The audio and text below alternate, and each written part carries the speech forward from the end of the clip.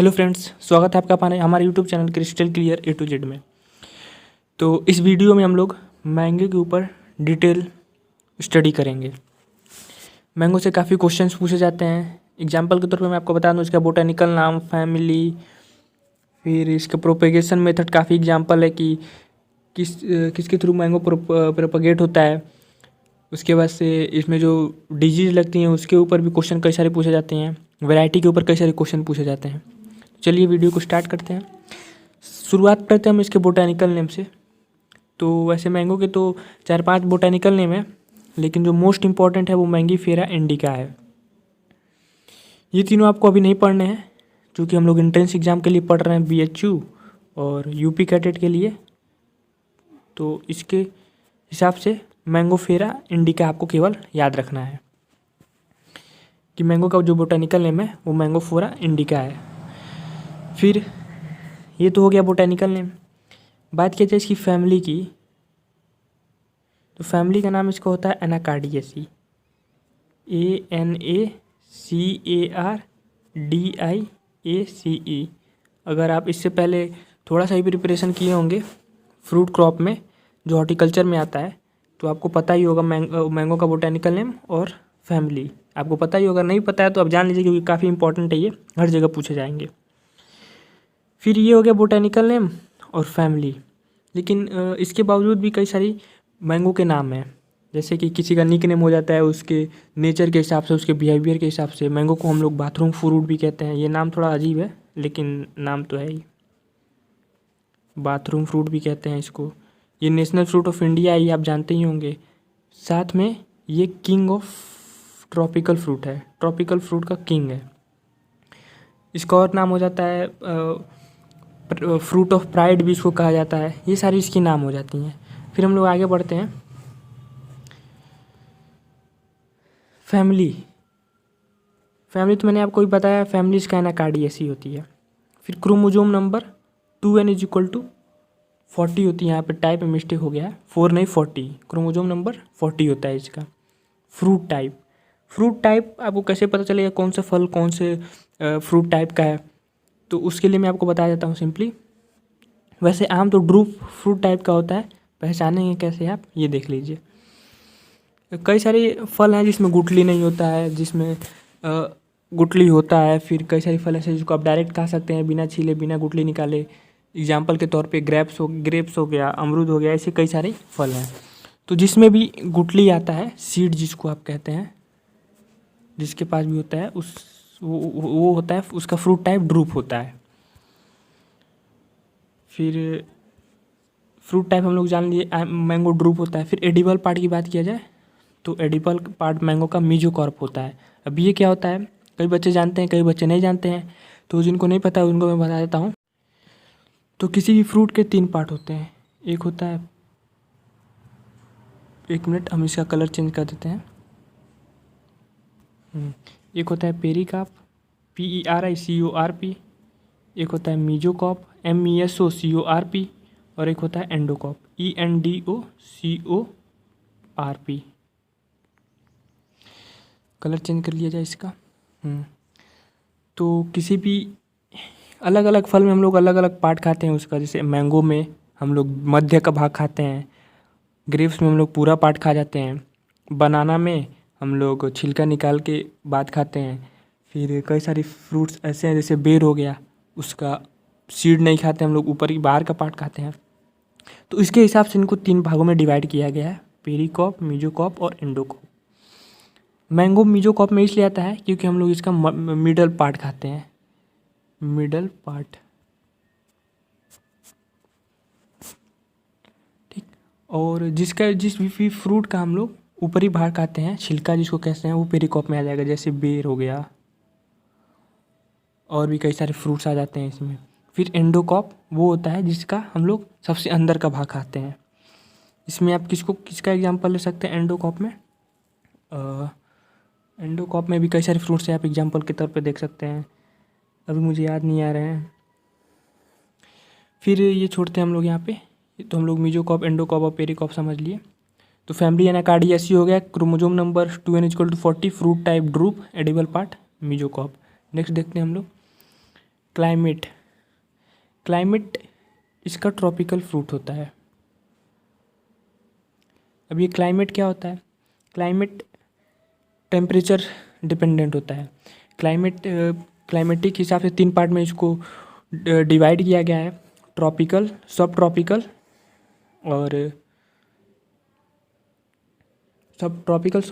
और एक और होता है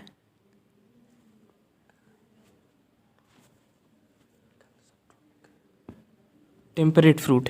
3 होते हैं, ट्रॉपिकल, सब ट्रॉपिकल एंड टेम्परेट फ्रूट। तो मैंगो के लिए टेम्परेचर हाई चाहिए रहता है, इसलिए इसको ट्रॉपिकल फ्रूट में क्लासीफाई किया गया है। फिर इसमें आता है फ्लावरिंग टेम्परेचर। फ्लावरिंग टेम्परेचर कितना चाहिए? वो चाहिए हमको 24 डिग्री सेल्सियस से 27 डिग्री सेल्सियस। फ्लावर निकलने के लिए इतने टेम्परेचर इसको चाहिए। मिनिमम टेम्परेचर 5 डिग्री सेल्सियस होना चाहिए, मैक्सिमम टेम्परेचर 40 से 45 डिग्री सेल्सियस। फिर नेक्स्ट हम लोग देख लेते हैं, इसकी वैरायटीज़ के बारे में बात कर लेते हैं हम लोग। लेट मैच्योरिंग वैरायटीज़ और अर्ली मैच्योरिंग वैरायटीज़। हालांकि इसमें मीडियम मैच्योरिंग वैरायटीज़ भी होता है, लेकिन हम लोग केवल लेट मैच्योरिंग वैरायटीज़ और अर्ली मैच्योरिंग वैरायटीज़ को डिस्कस करेंगे।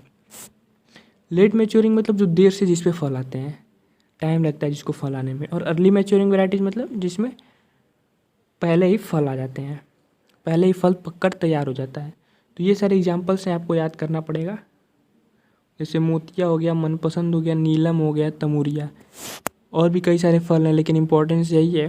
तो ये 4 आपको फल याद कर लीजिए जो लेट से पकते हैं। अर्ली मैच्योरिंग में भी कई सारे एग्जाम्पल है।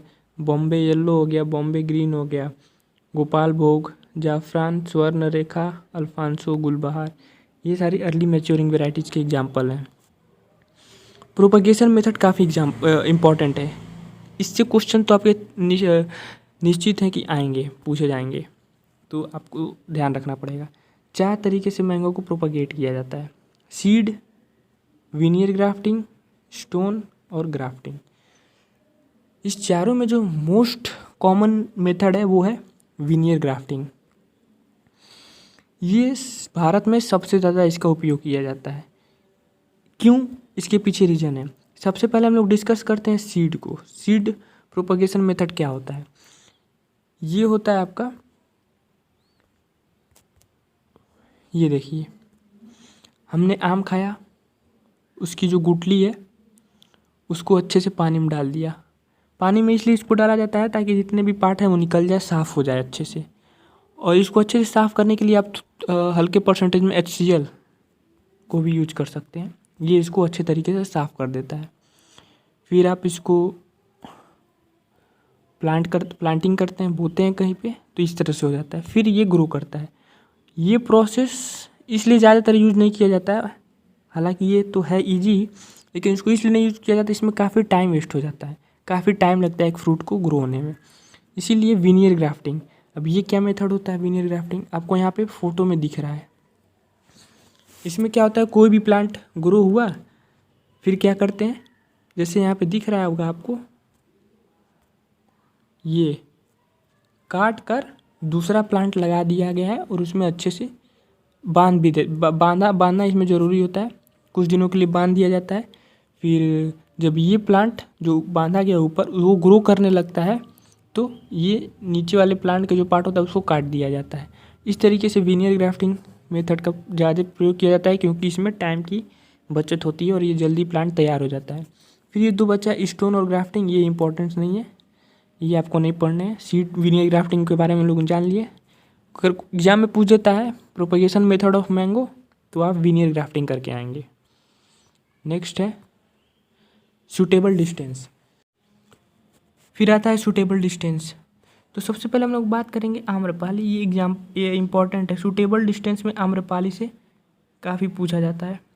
बात करते हैं हम आम्रपाली की, उसके बाद से बाकी वैरायटी की बात करेंगे।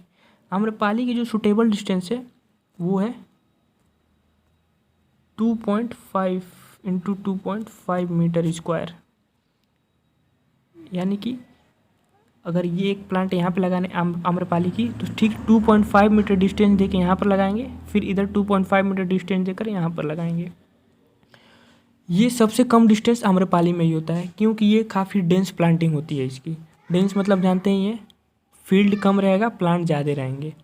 और सबसे डेंस मेथड और प्लांटिंग कौन सा है, ट्रायंगुलर मेथड। तो यहाँ से 2 क्वेश्चन तैयार हो गए आपके कि आम्रपाली की जो सूटेबल डिस्टेंस होती है वो क्या होती है, तो वो होती है आपकी 2.5 इंटू 2.5 मीटर स्क्वायर। कौन सा मेथड यूज किया जाता है प्लांटिंग के लिए, तो ट्रायंगुलर मेथड। ये हो गया आम्रपाली की। फिर बात करेंगे हम लोग कॉमन वेराइटीज़ की, जो भी बाकी सारी वेराइटीज़ हैं उसमें सूटेबल डिस्टेंस क्या होता है, तो उसमें होता है 10 मीटर इंटू 10 मीटर, या फिर 10 इंटू 10 मीटर स्क्वायर भी कह सकते हैं आप। समझ ही गए होंगे आप इसका मतलब क्या है। फिर हम लोग बात करेंगे कि प्लांटिंग होती कब है मैंगो क्रॉप की, तो ये होती है प्लांटिंग आपकी जुलाई से अगस्त में। जून जुलाई तक आम पक जाते हैं, खा के आप उसमें प्लांटिंग कर सकते हैं। ये हो गया सूटेबल डिस्टेंस की बात। अब हम लोग बात करेंगे फिजिकल डिसऑर्डर की, मतलब कौन कौन सी प्रॉब्लम होती है मैंगो क्रॉप में। आपने ये चीज़ तो देखा ही होगा, आप अपने लैंग्वेज में इसको क्या कहते हैं, आप इसको कहते होंगे, इंग्लिश में तो इसको ब्लैक टिप कहा जाता है, लेकिन आप अपने लैंग्वेज में इसको कोलासी या फिर कोयली, कई सारी भाषा में आप इसको कह सकते हैं। आम आपने देखा भी होगा, आम में ये काला काला धब्बा पड़ जाता है हर पार्ट में, तो ये एक इसका फिजिकल डिसऑर्डर है। ज़्यादातर ये दशहरी में होता है। किस लिए होता है, तो जो चिमनी आप लोग जानते ही होंगे, ब्रिक जहाँ पे ईंटें वगैरह तैयार होते हैं, वहाँ से ये सारी गैसेस निकलती हैं, carbon dioxide, carbon monoxide, sulphur dioxide. उसी के कारण इसमें ये ये डिसऑर्डर आता है। और साथ ही बोरॉन डिफिशियंसी के कारण भी होता है, DEFICIENCY, बोरॉन की कमी के कारण। इसके लिए आप क्या कर सकते हैं, अगर ये डिजीज़ है तो आप अपने पौधों को लगभग 800 से 900 मीटर दूर लगाइए चिमनी से, जहाँ पे ईंटें तैयार होती हैं। और साथ ही आप बोरैक्स दे सकते हैं अगर बोरान की कमी पाई जाती है तो। ये जो डिसऑर्डर है वो वुड हाउस ने फाउंड किया था 1909 में। तो ये हो गया ब्लैक स्टेम की बात। फिर हम लोग बात करेंगे स्पॉन्जी टिश्यू। स्पॉन्जी टिश्यू क्या होता है, अक्सर आप अगर आम खाए होंगे, उसको काटे होंगे, तो इस टाइप के सफ़ेद सफ़ेद या फिर जो आम होते हैं वो सफ़ेद सफ़ेद कहीं कहीं जमे दिखेंगे आपको इस प्रकार से। तो ये स्पॉन्जी टिश्यू है। ये ज़्यादातर अल्फांसो में होता है। किस लिए होता है, तो कैल्शियम और पोटेशियम की डिफिशियंसी के कारण होता है। अगर कैल्शियम है तो फिर क्रॉप इससे लड़ जाएगा या फिर जल्दी ठीक हो जाएगा, लेकिन पोटेशियम की कमी हो गई तब तो आपको पोटेशियम तुरंत देना पड़ेगा फर्टिलाइज़र के थ्रू, क्योंकि वो इसको रेजिस्टेंट नहीं कर पाएगा। फिर स्पॉन्जी टिश्यू जो डिसऑर्डर है उसका रेजिस्टेंट वैरायटी होता है रत्ना, यानी रत्ना इस डिसऑर्डर को सह सकता है, इसमें ये डिसऑर्डर नहीं होगा। स्पॉन्जी टिश्यू आप समझ ही गए होंगे। फिर बात करेंगे मैंगो मालफॉर्मेशन।